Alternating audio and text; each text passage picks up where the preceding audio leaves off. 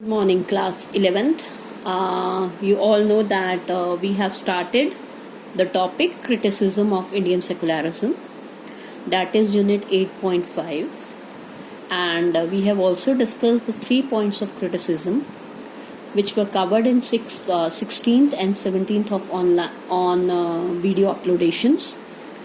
Indian criticism जो है, Indian model of secularism जो है, it faced furious criticisms, and ultimately there are certain points on which we try to defend Indian secularism. जिसमें से हमने एक पॉइंट कर लिया था एंटी रिलीजियस, हमने दूसरा पॉइंट कर लिया था वेस्टर्न इम्पोर्ट, हमने तीसरा पॉइंट भी कर लिया था माइनॉरिटीज, जिसमें हमने एग्जाम्पल्स किए थे बर्थ वाला, मतलब बर्थ कोच वाला, रेलवे कोच वाला और सिनेमा थिएटर वाला. हमारा चौथा क्रिटिसिज्म चौथा पॉइंट जिसके ऊपर इंडियन सेकुलरिज्म को क्रिटिसाइज किया जाता है वो है कि it is said to be interventionist. Interventionist का मतलब होता है कि जरूरत से ज्यादा इंटरफेयर करता है. एक तरफ तो वेस्टर्न मॉडल ऑफ सेकुलरिज्म है जो टोटली ये कहता है कि there should be complete separation of religion and state.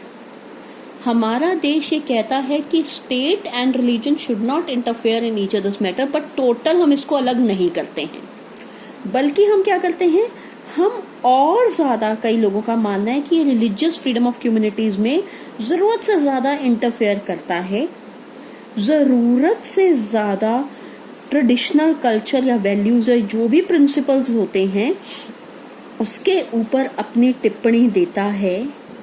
कई बार तो कई लोग ये कहते हैं, जो डॉगमैटिक लोग होते हैं, डॉगमैटिक का मतलब होता है जो हठी लोग होते हैं, वो ये कहते हैं कि कभी भी किसी को भी धर्म के अंदर इतना इंटरफेयर नहीं करना चाहिए, specifically if it is related to the personal laws. अगर वो मैरिज, सक्सेशन, अगर वो अडॉप्शन से रिलेटेड कानून है तो उसमें कानून को इंटरफेयर नहीं करना चाहिए, लेकिन इंडियन सेकुलरिज्म करता है.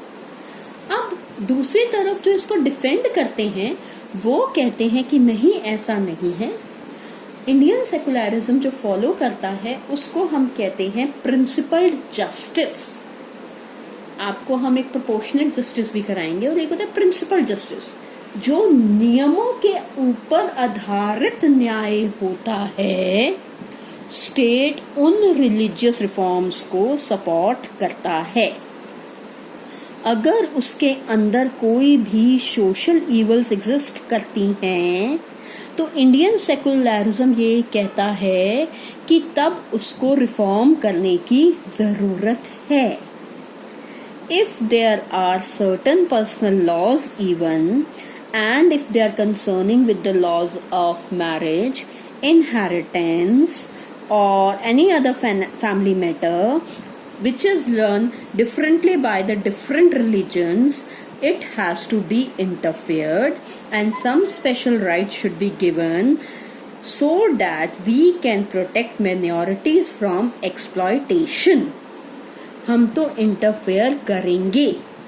साथ ही साथ वो कहता है कि हम कुछ बेसिक प्रिंसिपल्स को सिर्फ अपलिफ्ट करने वाले होते हैं. फॉर एग्जाम्पल, ये बहुत क्लियरली कहता है कि अगर कोई भी धर्म उठा के देख लो तो women's are treated indiscriminately. So our constitution wants to ask such dogmatic people, such religious communities, that on what grounds they are ill treating or treating women unequally, and if they have been treated unequally, so injustice have been done to them. If the injustice have been done to them, then it has to be solved. अगर इसके लिए कानून को धर्म के अंदर interfere करना पड़ेगा तो हम करेंगे. हम सिर्फ उतना काम करते हैं जिसे आप एक फैसिलिटेटर का नाम दे सकते हैं, मदद करने वाले का नाम दे सकते हैं, कि हम सिर्फ लिबरल और डेमोक्रेटिक जो वॉइसेस होती हैं धर्म की, उसी के अंदर ही इंटरफेयर करते हैं. पांचवा पॉइंट जो हमारे क्रिटिसिज्म का आता है as far as Indian secularism is concerned, it is vote bank politics. Vote bank politics में क्या सबको समझ में आता है. हमें सबको पता है कि वोट बैंक को पॉलिटिक्स का मतलब होता है कि एक पर्टिकुलर कम्युनिटी के वोट हमें मिल जाएं। अब आप ये फेसबुक उठा के देख लीजिए, अगर कांग्रेस मंदिर के अगेंस्ट बोलती है तो वो सेकुलर नहीं है, अगर बीजेपी मंदिर की फेवर में बोलती है तब भी वो सेकुलर नहीं है, बीएसपी अगर माइनॉरिटी राइट्स की बात करती है और वो कहती है हिंदू धर्म में खराबियां हैं तो भी वो सेकुलर नहीं होती है। तो दिस इज जनरली व्हाट की we play on a vote bank politics, कि जिस धर्म के जितने लोग हमारी फेवर में होंगे हम उतने हमें राजनीति में मदद मिलेगी। लेकिन ये क्रिटिसिज्म नहीं है, ये तो एक क्लेम है भाई। आपके फेवर में जितने ज्यादा लोग हैं और अगर आपकी देश में डेमोक्रेसी है तो पॉलिटिशियंस का काम है वोट जीतना, इलेक्शंस जीतना।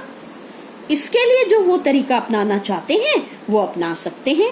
और इसके रिगार्डिंग अगर वो किसी भी धर्म में रिफॉर्म्स लाने की कोशिश करते हैं, किसी भी धर्म के लोगों को रिप्रेजेंट करते हैं, उनकी प्रॉब्लम्स को सॉर्ट आउट करने की कोशिश करते हैं, तो इसका मतलब वो नेगेटिव नहीं है।